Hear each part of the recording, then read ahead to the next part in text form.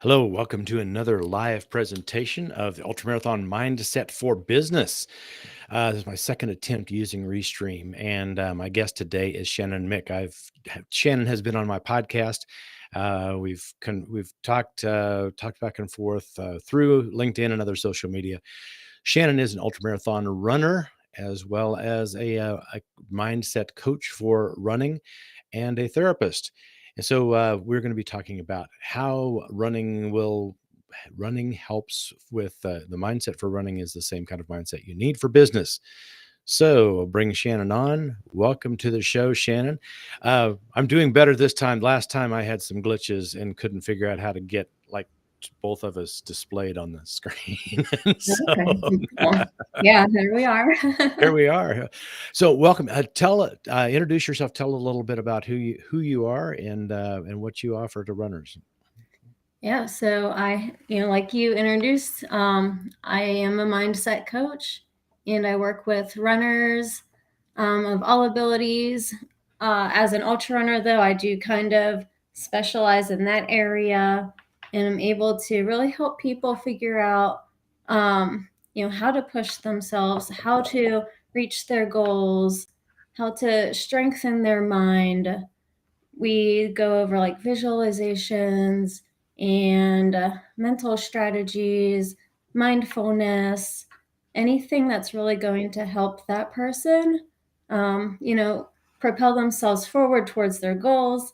And I also like to talk with people about, things that we deal with outside of running because we're not just athletes. We're parents, we're siblings, we have a job, we have like all these different hats that we wear. And then we also experience things like, say, injury or, just any unexpected thing that comes up and it throws off our race plan, it throws something off. So I really like to help people and talk, about those sort of things as well and give them tools and resources that they can use.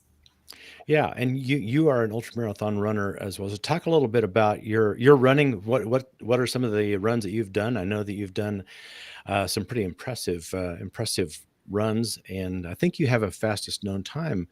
At least you did at one time had a fastest known time for a trail. Mhm. So talk a little bit about how you use your mindset things in your own running. Yeah, so I've done about 10 50 milers and I have three FKTs right now.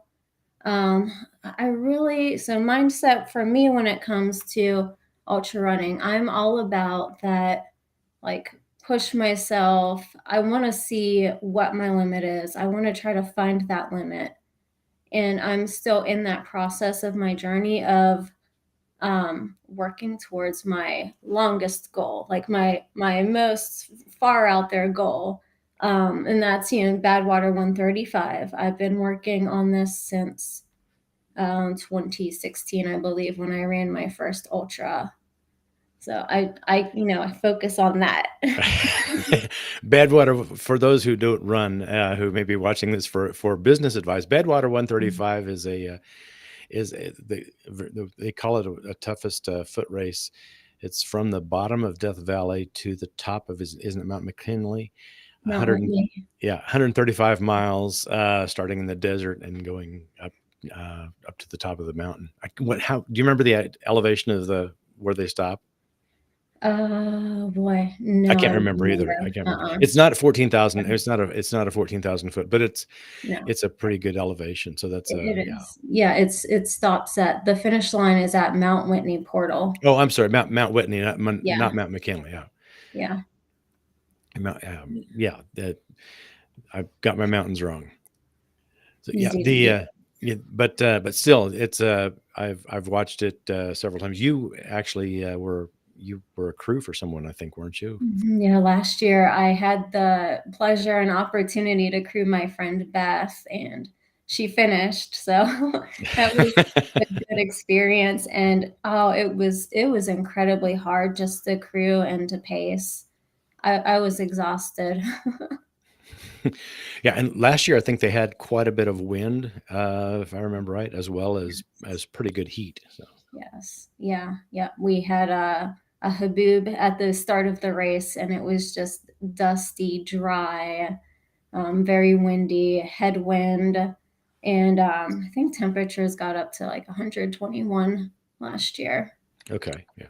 Yeah. And you keep running even in 121-degree temperature. You Yes. don't you Yeah, don't there is stop. no escape from the heat because you can't turn on your air conditioner. So what you helped with that? What kind of mental preparation and mental grit does that take to go through that? Well, I feel like everything I've done as an ultra runner actually prepared me to, crew and be at this race. All of my training, all of my races, just to be out there, to have that endurance build up and to be able to eat in that heat for the race. Even if you're going to show up to volunteer, it's recommended that you do the sauna work as well, like what the runners do. So you do a similar thing.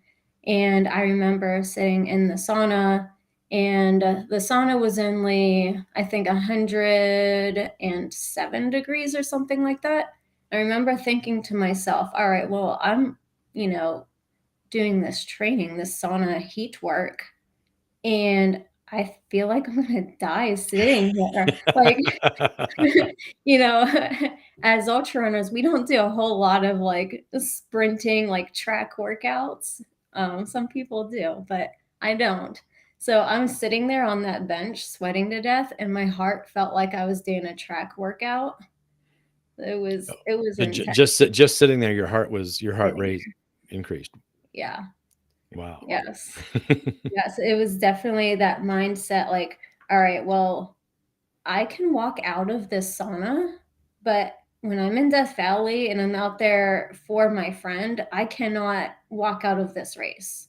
I'm there. I'm going to have to endure it. I'm going to have to just be very tough about it and focus on her, focus on taking care of myself, focus on the rest of the crew, like this whole, following the race rules, all these things. And it was just very like mentally exhausting. So you had to make sure you were doing all these things on top of the physical endurance as well. Yeah. Yeah. So how did you get through that? I focused on the goal, which was to make sure that she was moving forward and doing okay.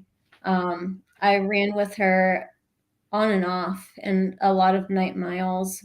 I ran with her about 32 miles total during the race, and just trying to stay positive, and we kept our mind off of things. We talked about our pets. We talked about the rocks and how the rocks in Death Valley make like really interesting shapes.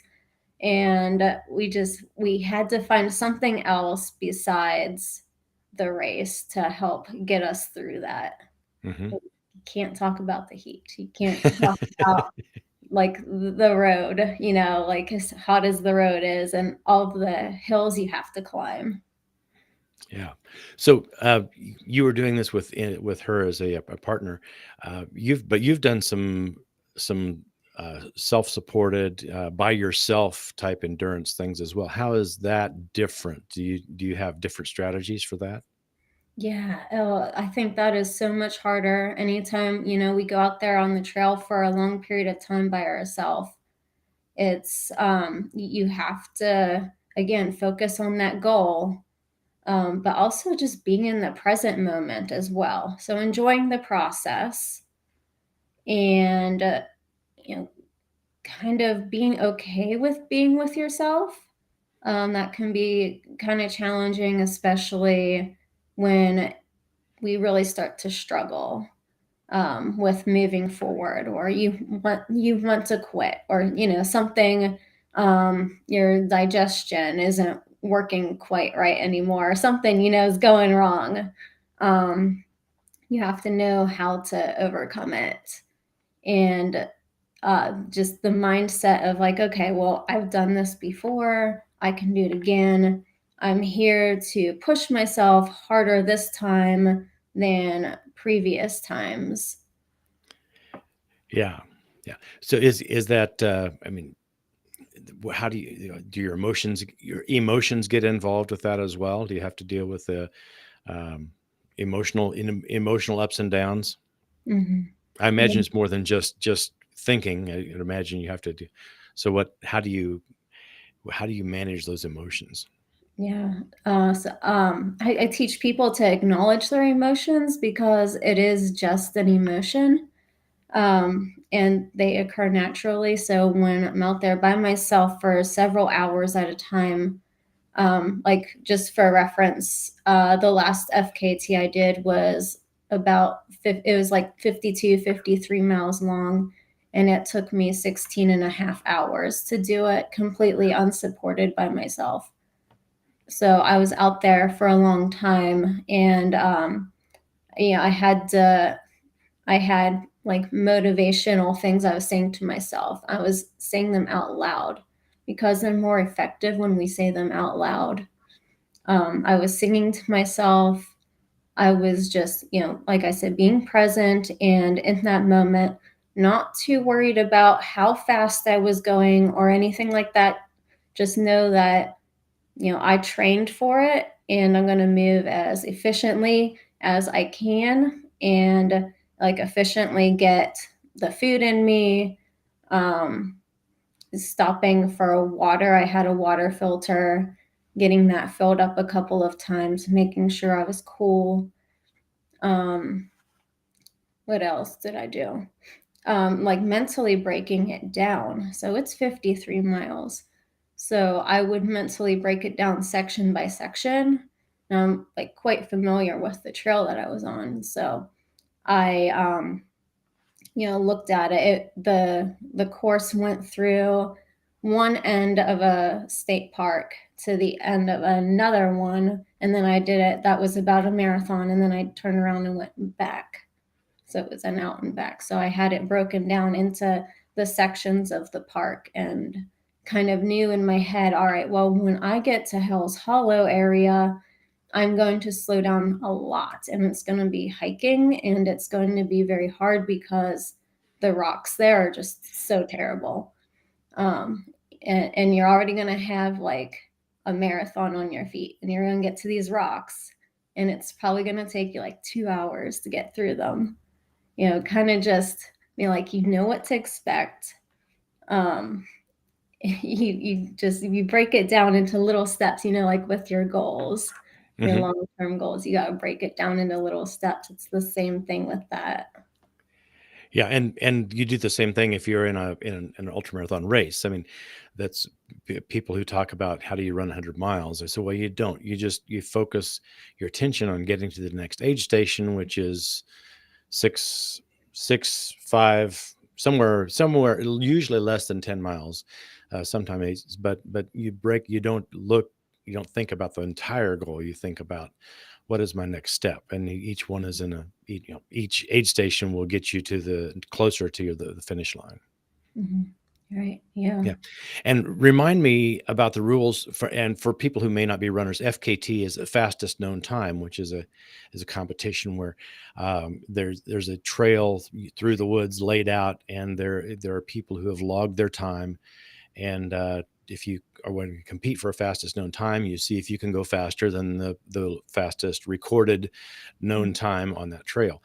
Now, remind me, I think if there are several different kinds. You can do it supported, you can do it self-supported. Mhm. There's several different ones. Yeah. Now, remind me if you do it self-supported. If I remember, I thought you said I think you were the one that told me that the rules say you can't even call people to let them know that you're okay. That's the unsupported one. Unsupported. I Okay. don't know if that's self-supported though. It could be. Self-supported, that's like you don't have anybody else with you, but you can set water out at a checkpoint ahead Okay. of the trail. Okay, that's right. Yeah. Because so it was somebody else who did an unsupported, and I wasn't yeah. Self-supported means you could drive to the end of the trail where your turnaround point is, and you could drop off water. Mhm. If it's unsupported, you can't do that at all. You can't call and let people know that you're okay. Yeah, Yeah. okay. So yeah, I was confused on the on the rules, but but yeah, it's that is a but no matter what, if you're self-supported or you're out there on your own, and really no contact with anybody else. Yeah. Yeah. Yeah. It's rough. Yeah. I think that's what makes it so hard. That's what makes it hard. That's what makes it a challenge. And Yes. that's why we do that. We want to. Mhm. You talked about finding your limits and testing your limits. That's really what our sport is about. Mhm. Is Yeah. seeing, on a given day, do I have what it takes to do this?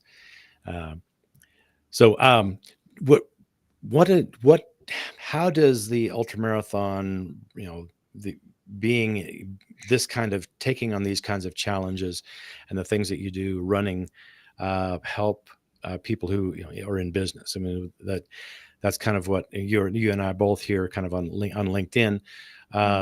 People who are watching this are going to say, well, how can I take the same concepts of the mindset to go just to look for limits? How does that apply for a business owner?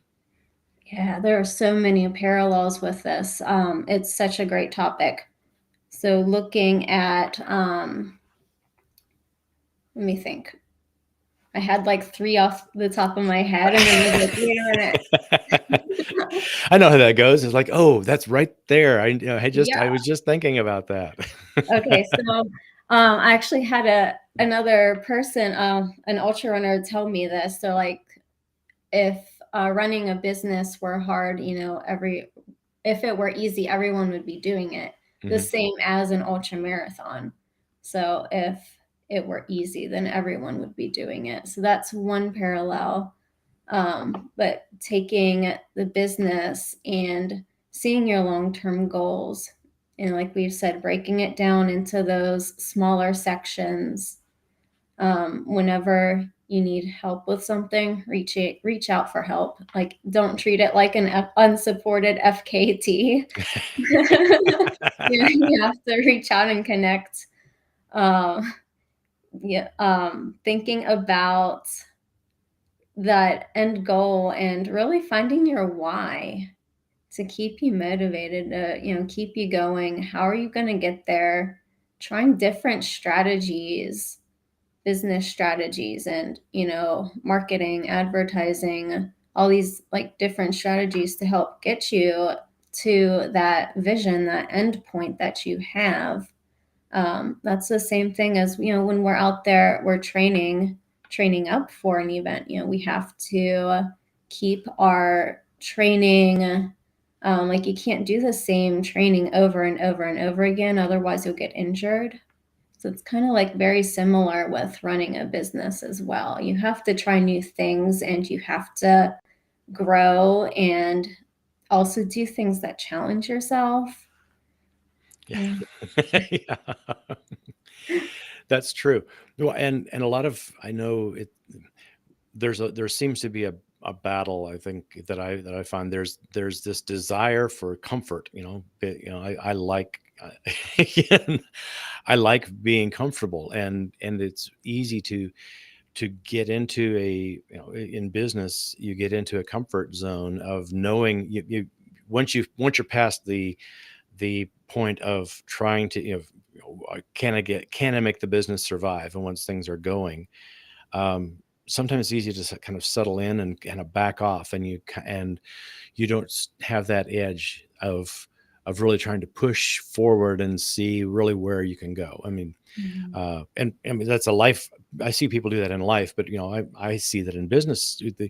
When the market's kind of steady going along, you can just kind of roll along, and you end up you quit doing some of the things that really are vital. Mhm. As a runner, you stop. You take for granted your hydration and your nutrition, and you can end up crashing and burning in a race if you don't Mhm. if you don't pay attention to the process. Mhm. Yeah. Yeah. The process is so important. Yeah. Yeah, and that mindset to keep going and to keep exploring and keep pushing. So Mhm. Right. Yeah. So you do more than work with runners. I know that you're also have other services that you offer. So Mhm. talk a little bit about what you have to offer in your coaching and your for your working with mental health. Mhm. Yeah. So on the side of, my mindset coaching with runners, I do mental health counseling. So I'm a national certified counselor and licensed professional counselor in Pennsylvania. I provide telemental health services, and mainly we work on anxiety, trauma, eating disorders. I can also meet with athletes if they come to me for that as well. Hmm. That's good. And so, and do you? I mean, for people who are in business that have those kinds of mindset work, is that something that you offer for for anyone as well? I mean, you Mhm. more than just athletes. Yeah, more than just athletes. Yeah, anybody who comes to me and I feel like we're going to be a good fit to work together, then we get started.